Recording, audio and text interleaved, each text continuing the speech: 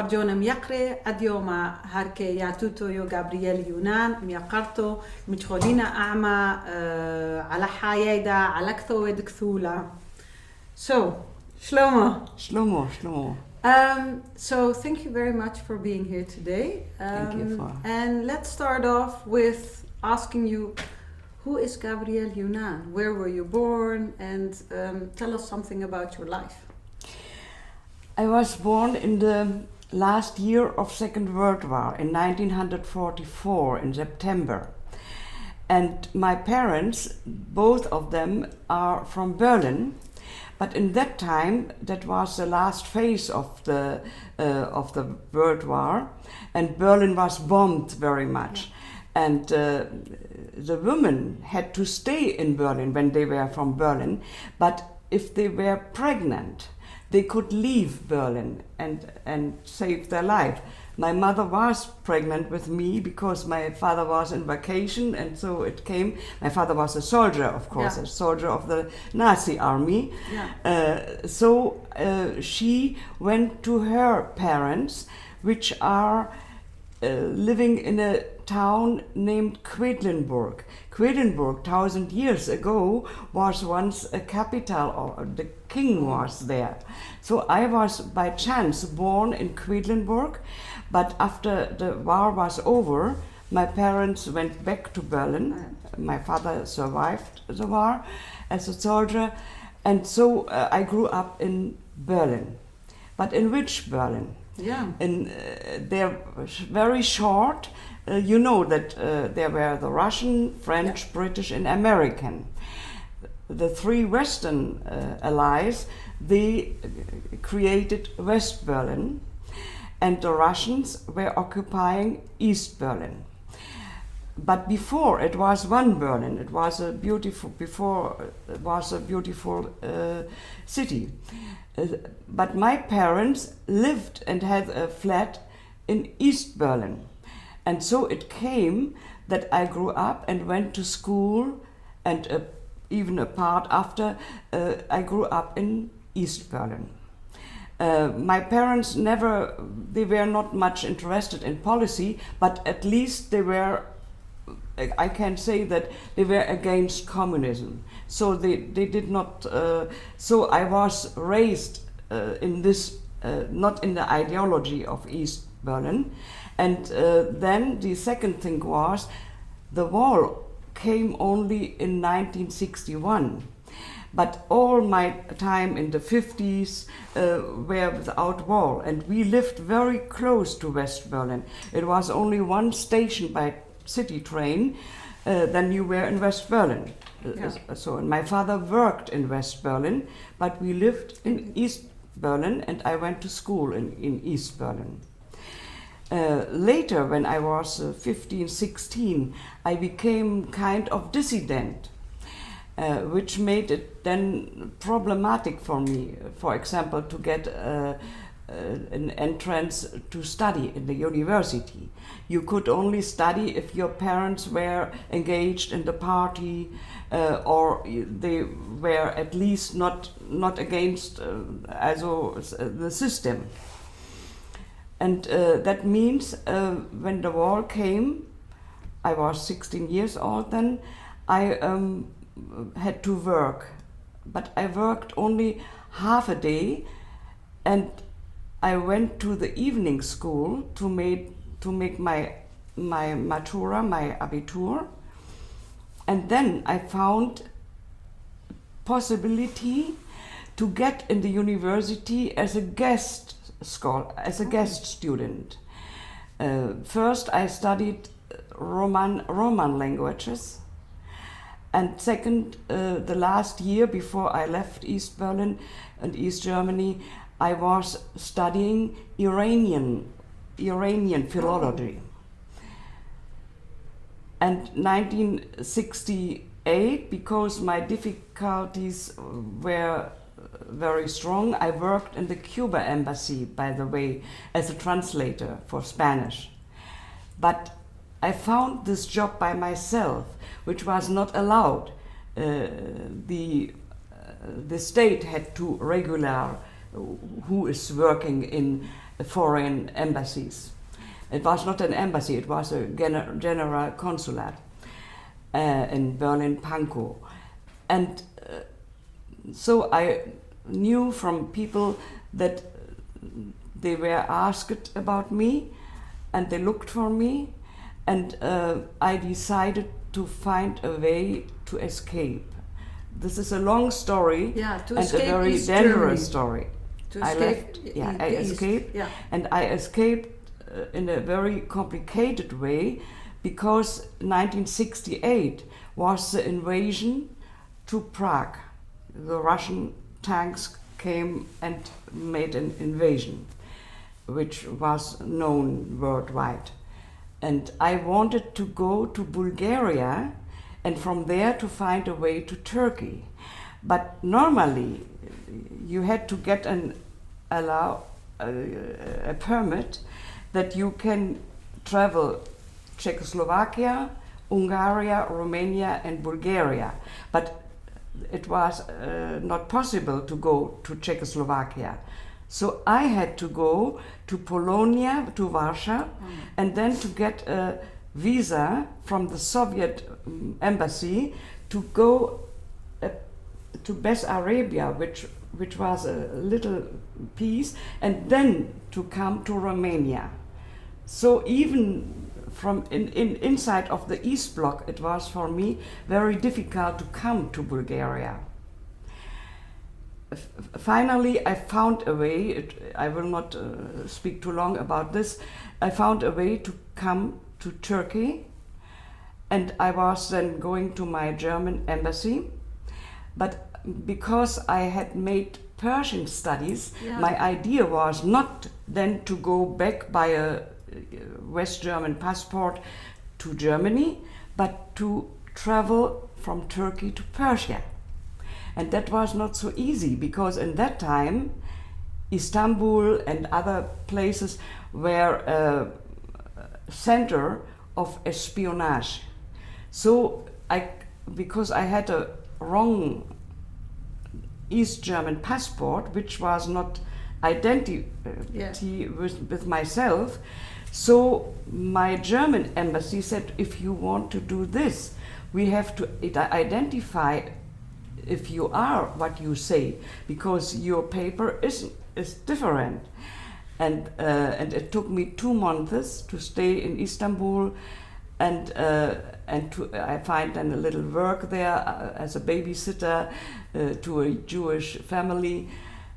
Finally, I got a passport, and I went to Persia.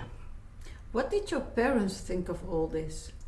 My parents? Yes. Yeah, because they were left behind in Berlin. Yeah, this is true. And therefore, I didn't tell anybody except one friend.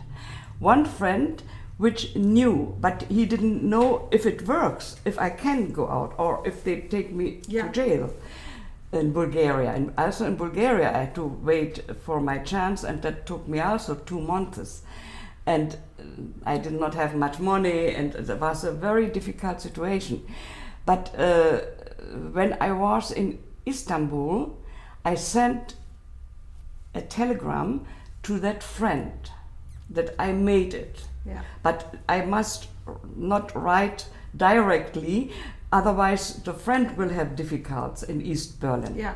But he knew that when he got the telegram, that he should go to my parents to say she's out and she is safe.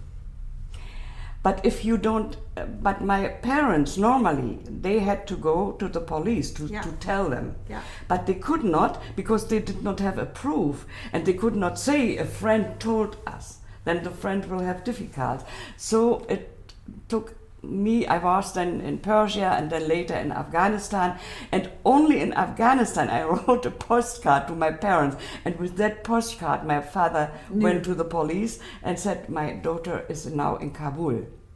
So this was a very long way, and I stood about 1 year in Persia and Afghanistan. I got a job in Radio Kabul, which was managed by the Germans, and because I spoke Persian, so they could make use of me. and this was How was that as a German woman in that time to be Yeah. in those countries? It was very great. Afghanistan in that time had a king. The king was until 1973 in Afghanistan, and of course there were the women, not all, but there were also a strong Russian influence. Many intellectuals studied in Moscow Yeah. and came back, and they were communist. That was then later when the war came, Yeah. you know. And in that time, there were many women like you. They went in mini job, they were journalists. I had an interview with the Kabul Times, which I still have the article of it, which made a woman, which reminds me on you, by the way. It was 1968, but it was another time. And it was not, the Taliban did not have any chance. In the contrary, there were many. There were the Germans, Russians, Americans. The Americans Afghanistan in that time was a very important center of many activities from foreign countries, from foreign powers. So I had a very good time in that time. Which was difficult. More difficult was Iran.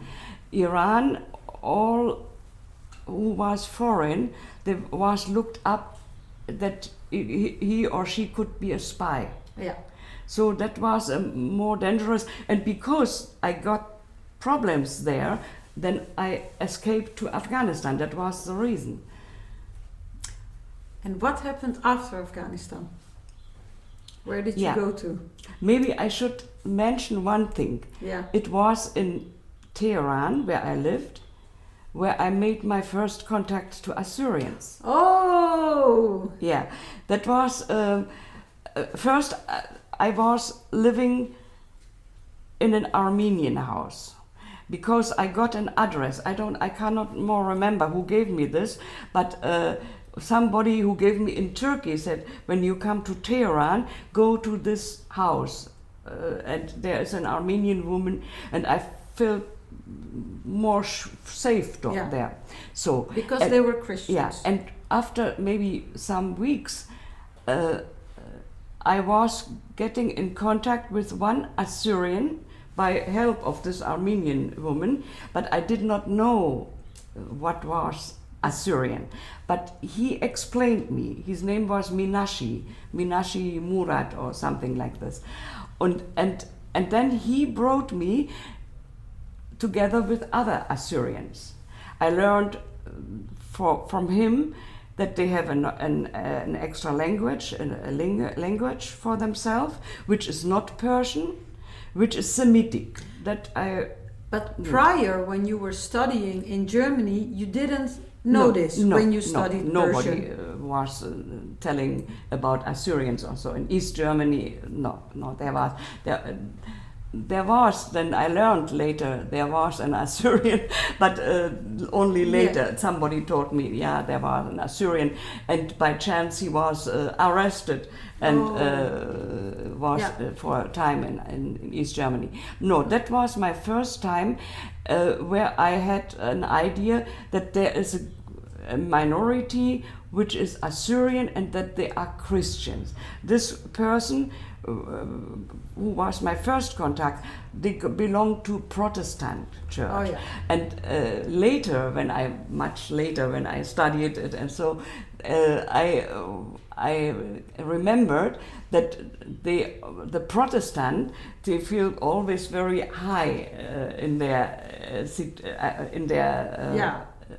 yeah.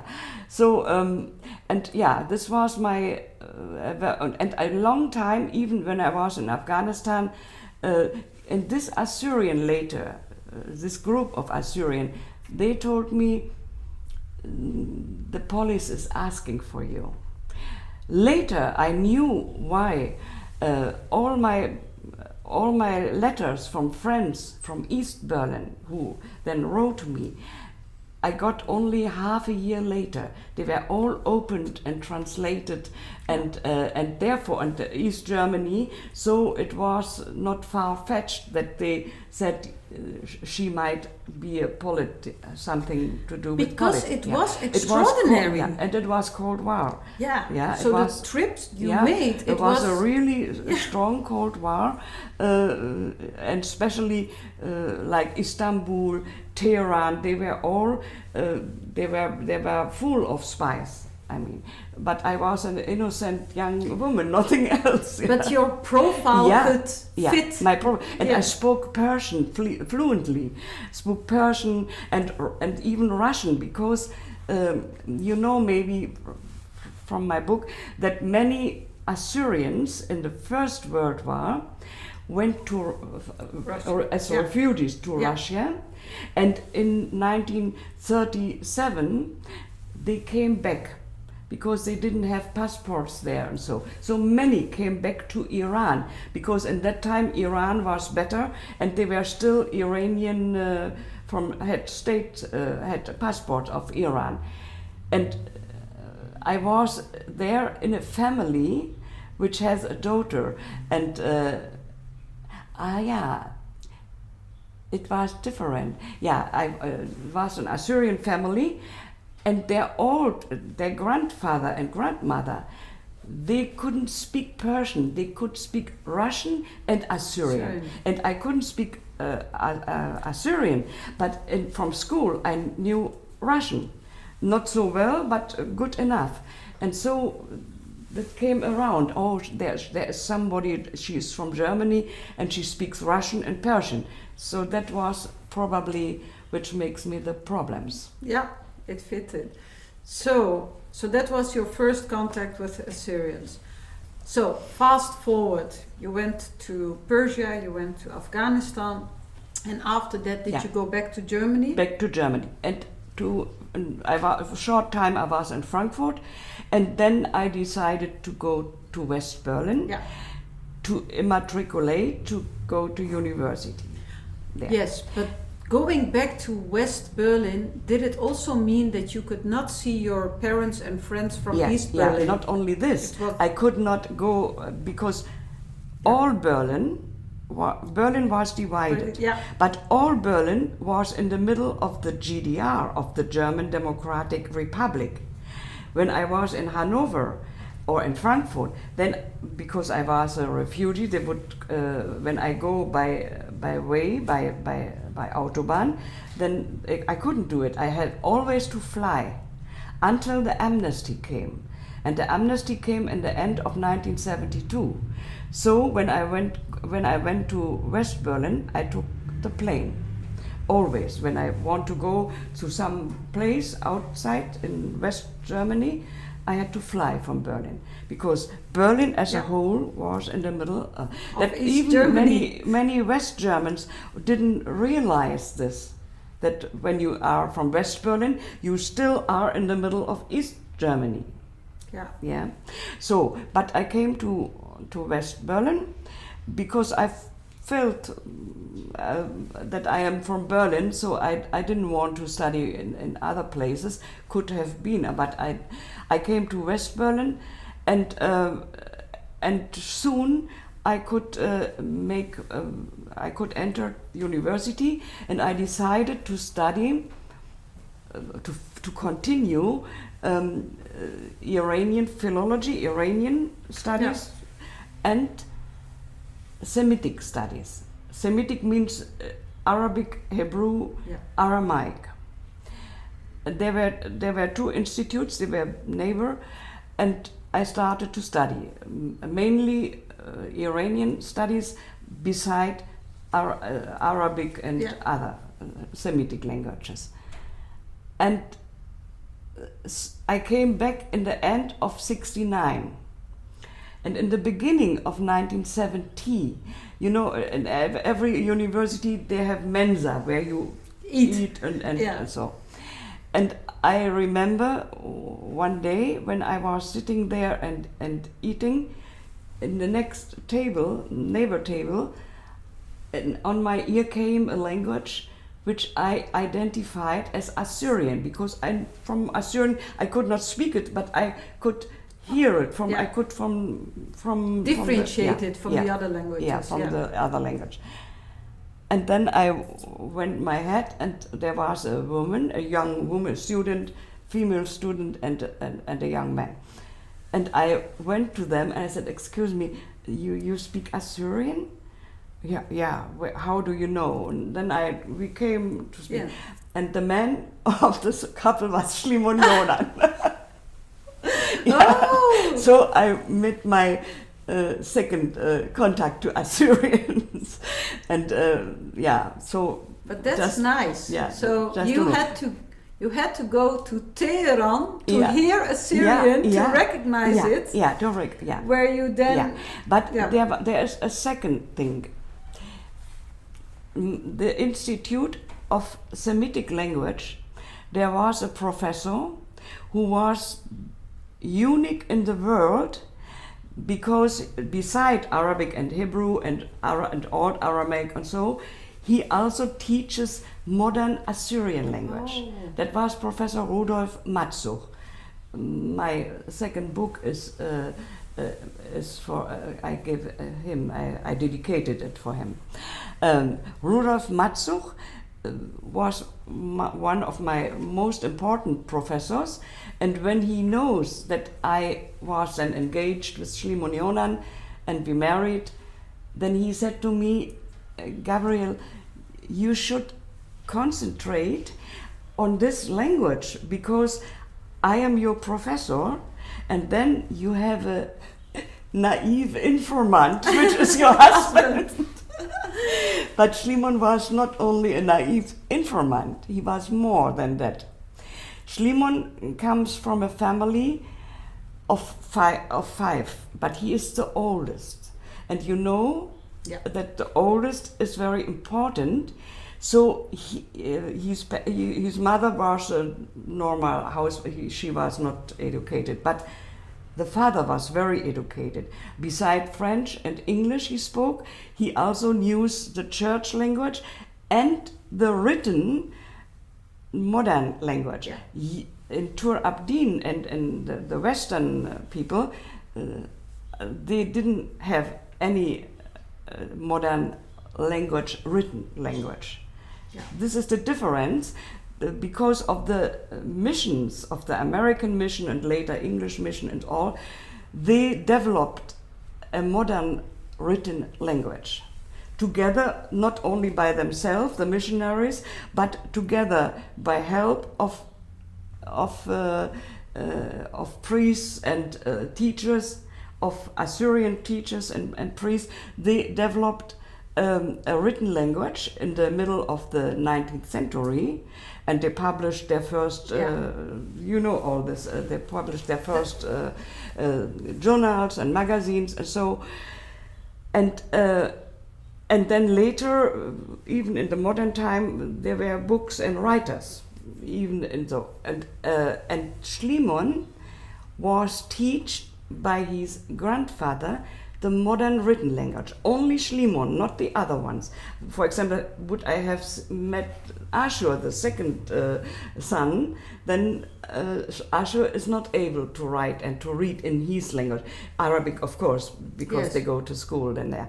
But Shlimon was very able in his written language. Where was he born? In Syria. He was in Syria. He, as I told you, grandfather and grandparents came from Hekari. Yeah. Then they had to flee, came to Mesopotamia. His father was born in Bakuba, which was a refugee lager. Yeah. So and then 1933, they were coming later, when the massacre of Semile came. Yeah. Then half of the Assyrian people from the mountains, the pro-Mar Shimon fraction, they went to Syria because of the French mandate. Yeah, Iraq was independent, they didn't want with the Muslims, so they said we go to it was not so easy, but then the French accepted them. It was not the French, it was the League of Nations which then put them there. And therefore Shlimon Yonan is born in Syria, but the people, the identity of this 40 villages, Assyrian villages, was in my time, when I came there, first time there 1970, and then 73, 75, 76, the people mentality was like they would have still been in the mountains. When they spoke, we go downtown. There was all flat. I mean, there was no going downtown. Yeah. Their mentality was like mountain people in Kabul. But you know, we say the same. In Western Assyrian, we say the same. So we go down to the city. There is, even when we were in Syria, it was flat. But because in Tor Abdin, people would go down from the mountains. Yeah. It's the same thing. Yeah, the same thing. Yeah, so I started to put my center of my studies because of my professor Matsuch. I put my focus on modern Assyrian, and not only this. My professor in that time wrote a book, which is still a standard in all libraries in the world, about the late and modern literature of the Syriac literature. This is the name about. And he asked me to read the corrections. And from that book, I learned a lot about the history of the Assyrians, because my professor was living 13 years in Iran. He was married, or he was married to a Persian. Oh, okay. And there he met the Assyrian community, but much earlier than I met them. And then he started with this. So he was the real pioneer on this way, and I followed him, I can say. I followed him in his way, but without, I mean, Schliemann was more, he was an activist in policy. In that time, he was very active, and even today he is. And at that time, did you feel like we Assyrians, like Schliemann and his relatives and other people you met at the Kabul Delta, do you feel like we knew something about our own past? Yes. For example, Schliemann's father, as I said he was very intellectual, and he could, when I visited him, he could tell me a lot about the tribes. So, but of course, more on the eastern part. Yeah. In Germany, there were only few students, Eastern Assyrians, but the bulk was Western. And I remember and you can even see it in my first book, the tendency, for me, the Eastern Assyrians were the real Assyrians and not the Western. And I discussed this with Schliemann. And I said, and then we had students, but all Western. The Western were the very active Assyrians here in Germany, and later in Sweden, and also in Netherlands. But I always discussed and said, but Schliemann, they are not real Assyrian. And then Schliemann fighted with me and said, you don't understand us. So later, by the way, very helpful, I get some documents from Matai Asan. Later, I learned, was after the book, much after the book, in the 19th or so, that the beginning of the Assyrian way were from your people, not from Tor Abdin, of course, but from people who lived in Diyarbakir in the end of 19th century, where the education. But it was in Tor Abdin, looking at Diyarbakir, Omid, Kharput. But mainly so Mardin, Diyarbakir, Urfa, so in these places where the intellectuals then came together. It was short before when the first group went to America, and then started with Assyrian, and they called it Assyrian. Yes. And all this, when they had 100 years celebration, they got a big brochure, and Matai Aslan, he gave me a copy of this, and from there I learned, from this brochure, that they, even when they came to America to immigration, then they were asked, where are you coming from? They wrote Assyria. Yes. And I got this documents I have from the entrance of Yes. America. All this, they are online. You can find them. There are hundreds where they all wrote Assyria. Do you know that they even called their church, I know. instead of Syrian Orthodox, they called it the Assyrian Orthodox Assyrian Church. Orthodox Yes. Church. Even in Jerusalem. The Assyrian They were Road. Assyrian. Then now they changed it. Yeah, I know. Yeah, I know.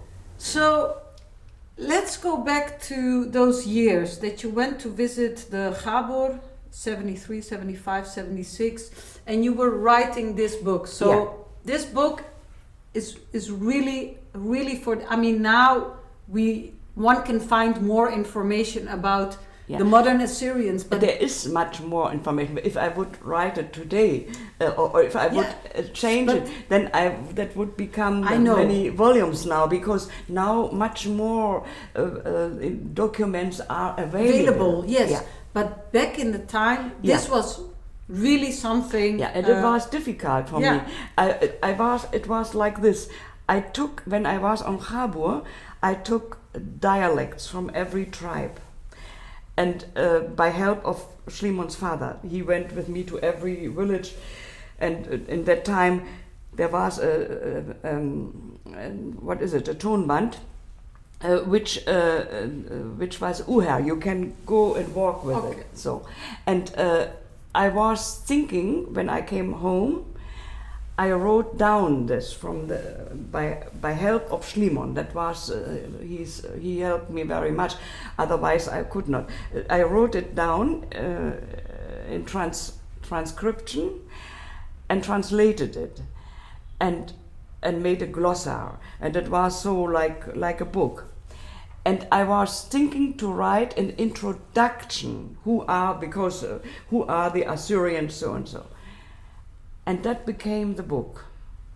Because when I started to write an introduction means that something is known, but you make it again clear. Yes. And then I found out there's nothing known in Germany, at least in Germany, there's nothing known anything about Assyrians. And so I started from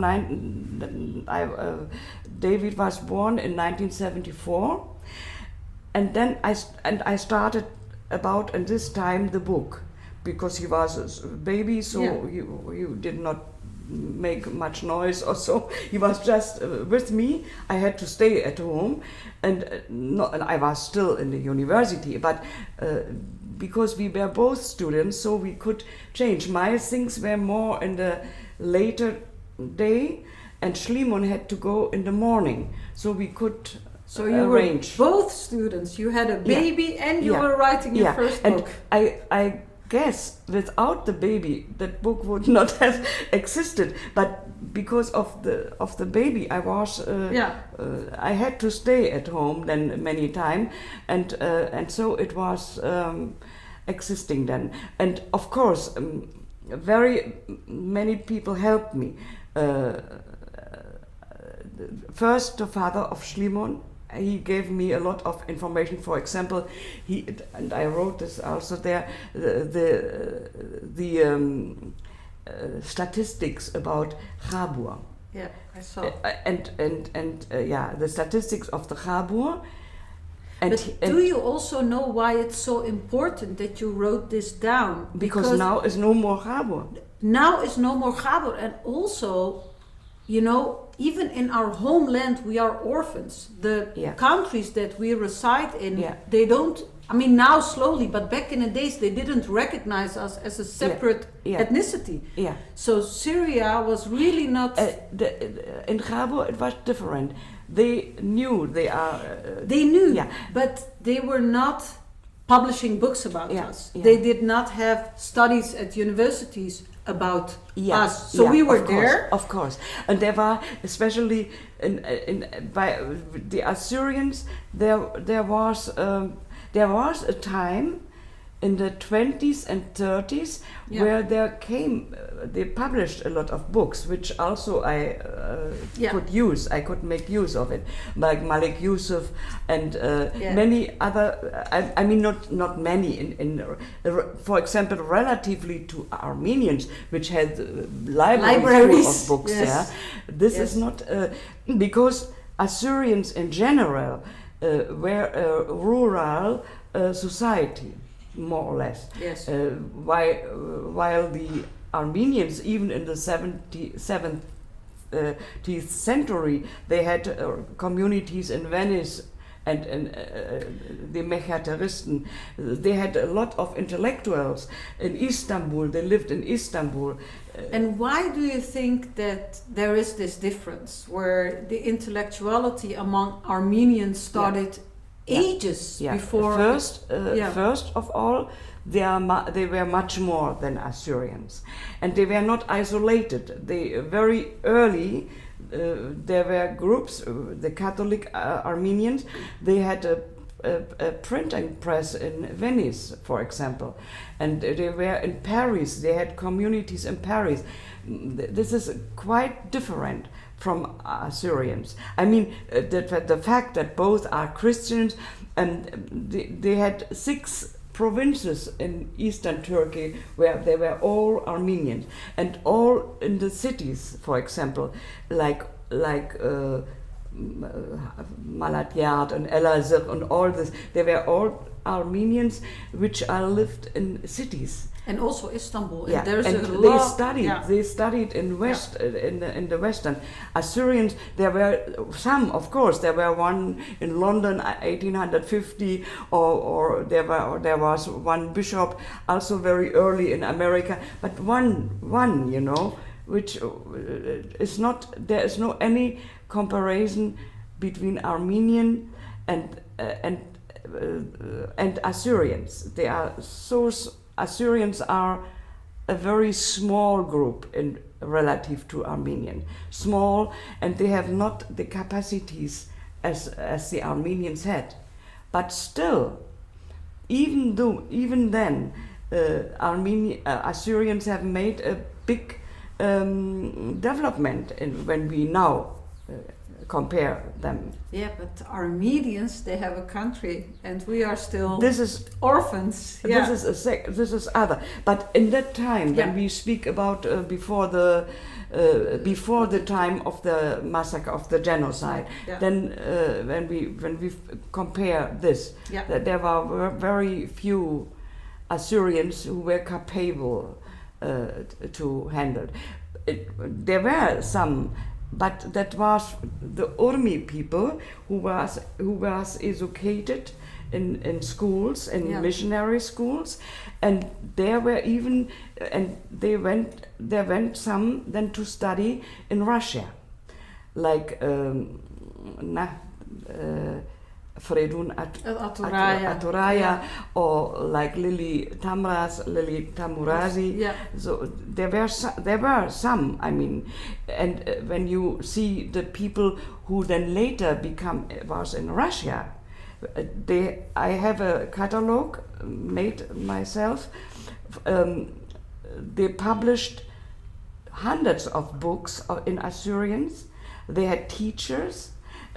All because of the early Soviet Union, there was a very strong intellectual group, many, but then came the purge,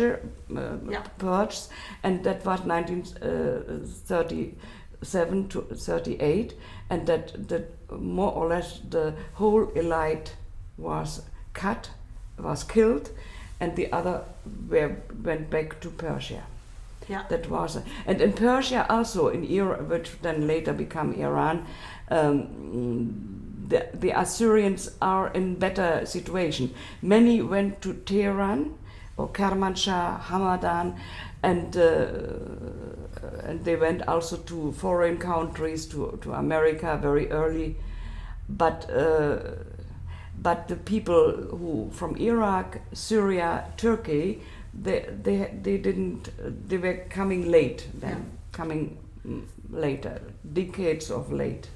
So, your book Assyrian Heute was published in 78. 78, yeah. What happened after you published it?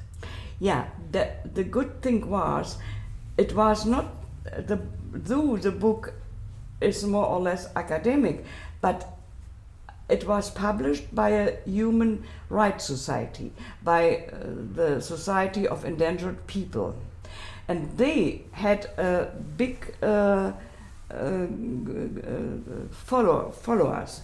So, and they had capacities. Yes. For example, the book was financed by the Catholic and the Protestant big church, our state's church. Yes.